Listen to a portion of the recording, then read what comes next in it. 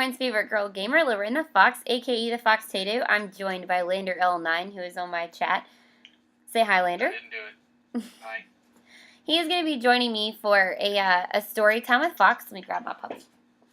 Rawr. Here, say hey to Caesar Puppy, everybody. Hi, Caesar Puppy, everybody. Caesar Puppy. Come here, Cleo. Come on, Cleo. Cleo is not exactly the most intelligent chihuahua, but she's a sweetie, and I love her. Say hi, Cleo. Call her Derpy Dog. Yeah, they're probably going to be playing in the background because I don't really like to have them on my lap whenever I'm recording because, well, reasons. So, I got a lot of really good reviews on my last story time with Fox, so I figured I haven't done one in a while, and I know you guys really like them. So, I will have to warn you guys, if you have small children in the room, this is probably not the video for them to be present for because there will be some profanity with this video. There will be profane amounts of profanity. There will. Cleo, come here, baby girl. Calm down. My dogs are like racing through the house. Anyway, so if your children are not out of the room by now, then you obviously really just don't care about what they hear. But for everybody who has children, then this story is going to hit a particular button for them. So my boyfriend has a 1.5-year-old son, and we have been trying to take him places with us and go do things simply because, you know, just because you're a parent doesn't mean that your entire life has to stop. So it doesn't. I know, right? So we've been trying to bring him places. He acts very well in public. He's very well behaved. He's very nice. He's very sweet. Like, he doesn't scream and yell and run around and not listen to us. So, I mean, it's pretty easy to take him places. So, we've also, like, instilled in him that whenever you're good, you get to go places like the park and get to go places with us, and it's fun.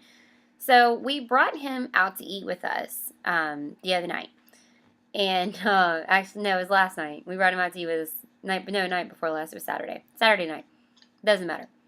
And we went to Chili's. And it was one of the places that me and him used to go, and we know that it's kid-friendly, so we're cool. So we brought him to Chili's. And he's been a little under the weather, so he's on some antibiotics, and it made him, you know, well, I'm not going to sugarcoat this. The kid has the shits. And we put him in his little high chair and everything, and he's over there playing with his guitar and, like, you know, having himself just a blast. Just like, woo, yay, whatever, I'm out with Dad, I'm cool, yay. And then I realized that something stinks. And it's not me. And it's not my boyfriend. Actually, it was you.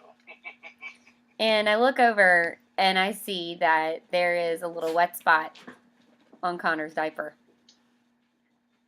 And I'm thinking, okay, he peed through his diaper. It's okay. It's not the big of a deal. He's had a lot to drink today. We're trying to get him to drink a lot with the antibiotics and whatnot. So we're giving him a little bit more fluids than normal. Cool. I pick up the kid and I walk outside. And on my way out, I hear something that sounds like a movie effect cauldron bubbling, followed by a giant volcano sounding flurp. And I'm covered in diarrhea. Yay. Right. If I had a sound effect board, this is where I would have all the little kids go, yay! Right? So, he looks at me, Also, and he's we have like, videos. he looks up at me, and he goes, uh-oh. And I'm like, yeah, uh-oh. I just told your dad I'd be right back to go get the diaper bag out of the car, but I don't think we're going to go back in yet. So I get him his spare change of clothes that I always bring. Haha, prepared. Get him his spare change of clothes. I bring a spare change of clothes everywhere whenever you've got a toddler. Trust me, parents. Yeah, okay. If you're a good parent, you probably do. You bring a change of clothes because your child is either going to throw up, shit himself or herself, or they're going to spill something, or they're going to get dirty, or, I mean, they're kids, you know, I mean, they're not adults. All of the above, like Yeah. one day. Or they could, you know, like projectile vomit, shit all over themselves, spill something on them, and roll around in dirt. It's too bad you can't bring a water hose in your car. It would help. Anyway, so I get outside, and I've got towels in my car. And then I know that I can't put him in the car because there's poo all over me and all over him. It's all over my shirt. It's all over both of my hands now. And I figured I already have poo on my shirt. So I wiped one of my hands on my shirt, grabbed the diaper bag, put it on the concrete, grabbed some towels, made him like a little makeshift cot, and changed his diaper. I did not even care that I had poo all over me. Like, my first reaction was, now, the kid is looking up at me like, oh my god, I can't believe this just happened. And I'm just like, bruh, it's okay. I got this. I wiped him off. Wish I would have had a water hose because it would have been a lot easier. And so now he's all clean and dressed. And then I look down, and I've still got poo all over me. Oh yeah, somehow I completely forgot about that. And I'm just like, okay, now there's poo all over my car too. There was poo all over my my driver's side back door because he brushed against it. So now I've got poo all over the place. Like, literally, there is poo everywhere. And I put the clean child in the driver's side of my car. And there are no keys in the vehicle, by the way, so don't think that he can like drive away. But I put the child there, and I'm like, okay, I have to do something with this. I grab up all of the dirty stuff, throw the diaper bag in the car, shut the door, make sure that he can't get out and get hurt, run around to the other side of the car, grab me a spare change of clothes, which I keep spare changes of clothes in my car, but not because I think I'm going to throw up or shit all over myself, but because I go to the gym, and I like to have a change of clothes in case I feel like going to go run or going to go lift weights and get swole. Woo! Yeah, that's totally a flex there. Look at this. Rah! Look at that little gun. Swole, you mean?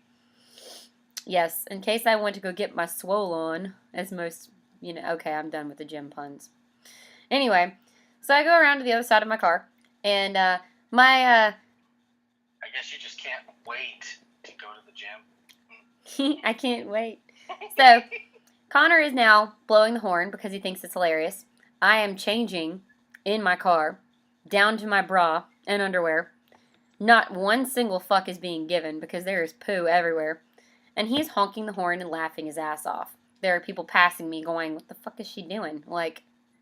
And they're looking at me all crazy and stressing me out. And, I just looked around and I'm just like, you know what? Screw it. I mean, what else am I going to do?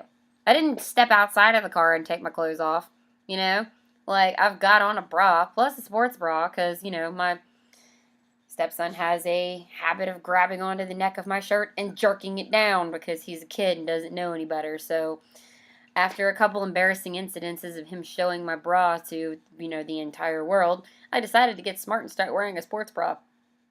So I am very glad I didn't wear my brand new dress, because I had bought a new dress for me and Lance to go out on date night, and I didn't wear it, and I'm so thankful. So, I changed clothes. My boyfriend is now laughing so hysterically. He's in the restaurant, he has his food, he's looking out the window, he is laughing so hard. I'm pretty sure that people think he's insane.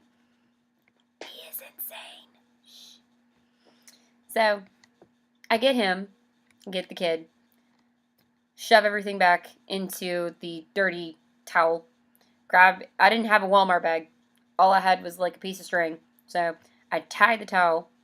There is now poo in my front seat in the floorboard. Grabbed Connor, go back into the restaurant. Lance is like, so, how did that go? And I'm like, we're leaving. And he goes, what? I'm like, there's poo everywhere. We're leaving. And he goes, what do you mean there's poo everywhere? The look on his face was like, what do you mean there's poo everywhere? And I'm like, sweetie, I smell like poo. I smell like baby wipes and poo. We're leaving. And he goes, I'm so sorry. In cultures, that's an aphrodisiac. Baby wipes? No, the smell of poo. Ew. And that's not even a joke. That's actually a thing. Ew. That's disgusting. But, so we get all the stuff. We get our food that I'm now not really wanting to eat. And he's like, I'm so sorry. And I'm just like, whenever he was a little bitty baby, we were over at your parents' house. We were visiting, and Lance was doing something, and me and his mom were inside playing with the kid. And I decided I'm going to go out for a run. I'm, bored for a little while. Lance is doing his thing. I figured I'd let Connor spend some time with his grandma. So I go out for a run, come back in, pick up the cute little tiny baby. And I'm like, I love you. Give him a little kiss. Went to go hold him next to me. He vomited all down the front of my shirt. I'm like, baby, this is not the first time that I've been thrown up on. My godson, my godson has thrown up on me. Lander's kid. Lander's kid has thrown up on me. He's pooped on me. I think I've thrown up on you. Yes, actually, you have. You have. You had a stomach virus. Lance has thrown up on me before, too. I'm so sorry. Lance had a stomach virus. It was really I must bad. have had a fever, but I felt like I had thrown up on you. Yeah, you did. About this time last year, Lance had a 3-day stomach virus that was absolutely terrible. I felt so sorry for him. Like, poor guy. He was literally... stomach virus that lasted a week. Yeah, he literally was able to only move from the bed to the bathroom and back. And that was with assistance. I felt so bad. But he was just like, I'm so sorry. And I'm just like, sweetie, it happens. Like, welcome to parenthood. You get thrown up on.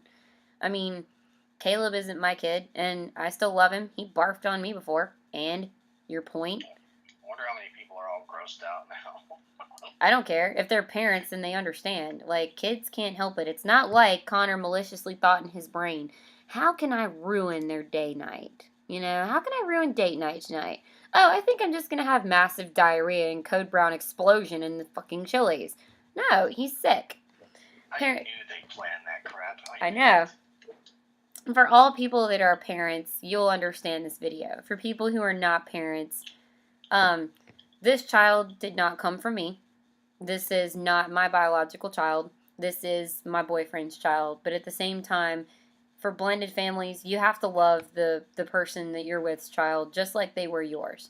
Sometimes I even find myself saying that he's mine simply because I'm around him so much and my boyfriend and I have a good relationship and we do a lot with Connor.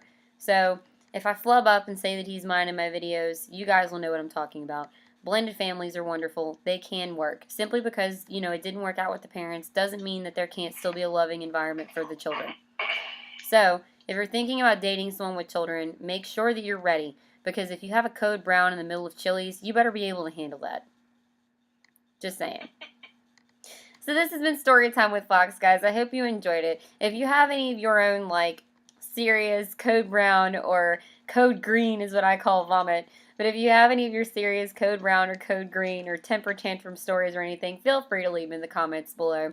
Don't forget to give this video a like, subscribe to my channel for more Storytime with Fox videos, and I hope you guys check out Lander L9's channel, a couple of our Let's Play videos. Shamelessly plugging. Thanks, guys. Have an awesome day. And for all you parents out there, keep smiling.